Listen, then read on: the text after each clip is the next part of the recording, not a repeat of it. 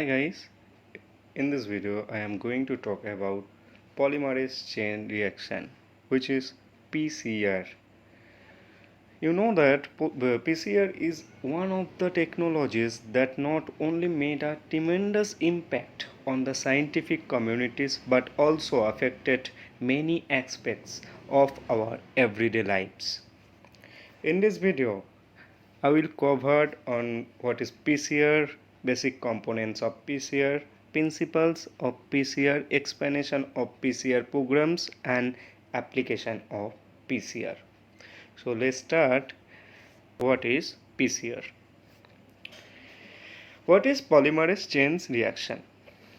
PCR is a rapid, inexpensive and simple way of copying specific DNA fragments for minute quantities of source DNA material. It is basically used for gene or DNA amplification. It means gene of interest. And we can isolate DNA only from WBC. We cannot isolate DNA from RBC or peptide because they do not have any nucleus. PCR was developed in 1983 by Kary Mullis. In 1993, Mullis got Nobel Prize in chemistry for his dedicated work on PCR. PCR has transformed the way that almost all studies requiring the manipulations of DNA fragments may be performed as a result of its simplicity and usefulness. And there are two reasons why you may want to amplify DNA. You may want to simply create multiple copies of a portion of DNA which is very rare. For example, a forensic scientist may need to amplify a small fragment of DNA from a crime scene. And the second purpose, you may wish to compare two different samples of DNA to know which is more abundant. Because DNA is microscopic, so you cannot see which sample contains the most DNA. The primary materials or reagents used in PCR. There are DNA nucleotides, the building blocks for the new DNA, the template DNA, the DNA sequence that you want to amplify, primers, single standard DNA between 20 to 50 nucleotides long, which are called oligonucleotides that are complementary to short region on either side of the template DNA. Two primers must be designed for PCR, the forward primer and the reverse primer. The forward primer is complementary to the 3' end of antisense strand, which is 3' to 5', and the reverse primer is complementary to the 3' end of sense strand, which is 5' to 3'. If we consider the sense strand, which is 5' to 3' of a gene, for designing primers, the forward primer is the beginning of the gene and the reverse primer is the reverse complement of the 3' end of the gene. And one of the reagents which is most important in PCR is DNA polymerase. DNA polymerase, the most commonly used DNA polymerase is Taq polymerase. Taq polymerase is an enzyme taken from the heat-loving bacteria Thermus aquaticus. This bacteria lives in hot springs so can tolerate temperature above 80 degrees centigrade. The bacteria's DNA polymerase is very stable at high temperature, which means it can withstand the temperature need to break the strands of DNA apart in the denaturing state of PCR. DNA polymerase from other organisms would not be able to withstand this high temperature. For example, human polymerase works ideally at 37 degree centigrade, which is our core body temperature, normal core body temperature of human. And 72 degrees centigrade is the optimum temperature for the Tech polymerase to build the complementary strand. The result is bent new strand of DNA and the double-stranded molecules of DNA. And DNA polymerase sequentially adds nucleotides complementary to template strand at 3' OH. OH is the functional group here of the bound primers and synthesize new strand of DNA complementary to the target sequence. Sometimes PFU, proof DNA polymerase, which comes from Pyrococcus furiosus, is also used widely because of its higher fidelity. And buffer with Mg2 plus magnesium ions maintains pH and ionic strength of the reaction solutions suitable for the acidity of the enzymes. Here, Mg2 plus ion in the buffer act as a cofactor for DNA polymerase enzyme and hence required for the reaction. The PCR is completed for 3 steps. First step is denaturation. As in DNA replications, the 2 strands in the DNA double helix need to be separated. The next step or second step is annealing, which another name of annealing is hybridization. Primers bind to the target DNA sequences and initiate polymerization.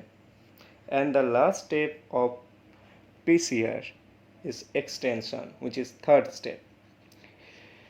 New strands of DNA are made using the original strands as template. This picture shows the overall steps are involved in PCR.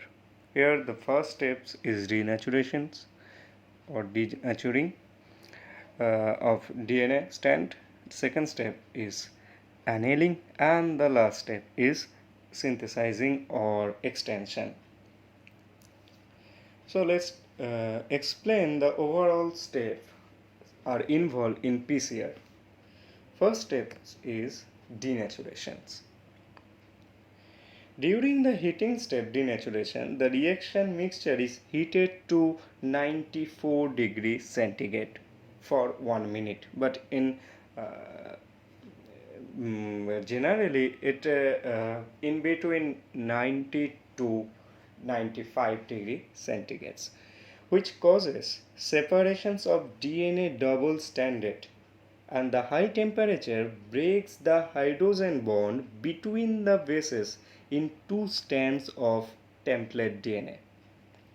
Now, each strand acts as template for synthesis of complementary strand.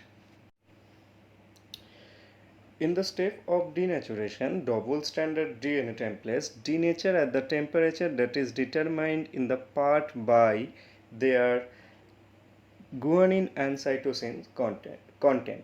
The higher the proportions of G plus C, G means guanine and C means cytosine, the higher the temperature required to separate the strands of template DNA. The longer the DNA molecules, the greater the time required at the chosen denaturation temperature to separate the 2 strands completely. And the second step is annealing. This step consists of cooling of reaction mixture after denaturation step to 50 to 65 degree centigrade, specifically 55 degree centigrade, which causes hybridizations or annealing of primers to separate strand of DNA template. In this step, primer is required, which is small fragment of RNA. This primer serves as the starting point for DNA synthesis. And the polymerase enzyme can only add DNA bases to a double strand of DNA. Only once the primer has bound can the polymerase enzyme attach and start making the new complementary strand of DNA from the loose DNA bases. The two separated strands of DNA are complementary and run in opposite directions from one end the 5' end to other the 3' end. As a result, there are two primer, one is forward and another one is reverse primer, which I already have discussed in our previous slide. And the length of GC content of primers should be sufficient for stable binding with template. GC content means guanine cytosines content, and guanine pairs with cytosines with 3 hydrogen bonding while adenine binds with thymine with 2 hydrogen bonds. So thus higher GC content result in stronger binding. But annealing of primers to template DNA, the temperature used for the annealing step is critical. If the annealing temperature is too high, the oligonucleotide, which is the small fragment of RNA primers, anneal poorly and the yield of amplified DNA is very low. And in the case of if the annealing temperature is too low, non-specific annealing of primers may occur, resulting in the amplifications of unwanted segment of DNA. And the step in annealing, magnesium ion affects primers annealing and template denaturations as well as enzyme activity. And the third step or last step of PCR is extension. The reaction mixture is heated to 72 degrees centigrade, in between 72 to 78 degrees centigrade, which is the ideal working temperature for Taq polymerase. And the polymerase adds DNTPase, which is DNA nucleotides, complementary to template on 3' OH of primers. Here the OH is functional group, thereby extending the new strand of DNA. And the first three steps are repeated 35 to 40 times to produce millions of exact copies of target DNA. Here are the graphical representation of the whole PCR program, where the x-axis represent the time and the y-axis represent the temperature. And the three steps are involved in this picture. First step is denature DNA or denaturations. Next one or second step is anneal primers or annealing, or third step or last step is extend primers or extension, which I already have discussed about the whole process. Whole steps are involved in the PCR program, and the whole program and the first three steps are repeated 35 to 40 times to produce millions of exact copies of target DNA. In PCRs catalyzed by Taq polymerase, denaturation is carried out at 94 to 95 degrees centigrade, which is the highest temperature that the enzyme can ensure 30 or more cycles without sustaining excessive damage. As both strands are copied during PCR, there is an exponential increase of the number of copies of the gene. Suppose there is only one copy of desired gene before the PCR starts. After one cycle of PCR, there will be two copies. After two cycles of PCR, there will be four steps. After three cycles, there will be 8 copies, and so on. And in each cycle, the number of DNA get doubled. It's a 2 to the power n exponential form. And this is the illustration showing how the polymerase chain reactions PCR produce lots of copies of DNA. And image credit Genome Research Limited. Now I am going to talk about the applications of PCR, which is useful for such purpose. One is quantifications of viral genetic materials in the purpose of gene expressions, in the purpose of gene typing or allelic discriminations, in purpose of numerous disease diagnosis of numerous disease, like leukemias, or in monitoring of genetic disease, and identifications of criminal in the field of forensic. PCR are used in the identifications of criminal, which is the most useful things about PCR. And the studying the function of targeted segment of DNA. It also to use the gender determinations of embryo to amplify the interest of gene from a DNA to propagate gene manipulations and library. PCR can be used for probes. In this topic, I discuss all of our reactions, all of our steps are involved in PCR, which is polymerase chain reactions, and also its application. Hope this video will help you to understand the topic of PCR, polymerase chain reactions.